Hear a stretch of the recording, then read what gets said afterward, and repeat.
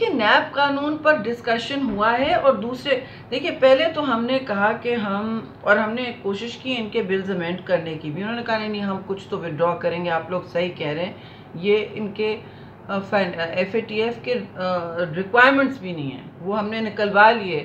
تو پھر انہوں نے کہا اچھا یہ ریکوائرمنٹس نہیں, تو اس کی آڑ میں یہ پاکستان کو پولیس اسٹیٹ پلس بنانا چاہ رہے تھے.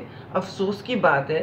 اور پھر ہم سے کہتے ہیں نیب پہ بھی ضروری بات پر جو بھی ان کو سپریم کورٹ کا اور اسلامک آئیڈیالوجی کاؤنسل کے بعد ان کو دباؤ پڑا تھا, ایک پبلک سینٹیمنٹ کی بات تھی, تو ہم نے کہا کہ بھئی یہاں اس میں بیسک سی چیزیں ہیں جو کہیں اور نہیں ہوتی. پاورز ٹو اریسٹ نہیں ہوتے انویسٹیگیٹو سٹیج پہ یا انکوائری کے سٹیج پہ. آپ ایک سال لوگوں کو اندر کر دیں اور بھول جائیں اور پھر باہر ان کی میڈیا ٹرائل کریں, ان کی عزتیں اچھالیں اور باہر نکل کے کہیں کہ جی اچھا یہ تو ہمارے پاس ایویڈنس نہیں. یہی ہو رہا ہے نا پورے نیب میں, یہی ہو رہا ہے. اور صرف سیاستدان ہیں جو ان کے مخالف ہیں, اور تو کوئی نہیں کر رہا. نہ بی آر ٹی کا, ان کے سارے لوگ جو کرپشن کیسز بھی انکوائریز بھی شروع ہیں, وہ کچھ نہیں, وہ سب کھلی چھوٹ میں پھر رہے ہیں.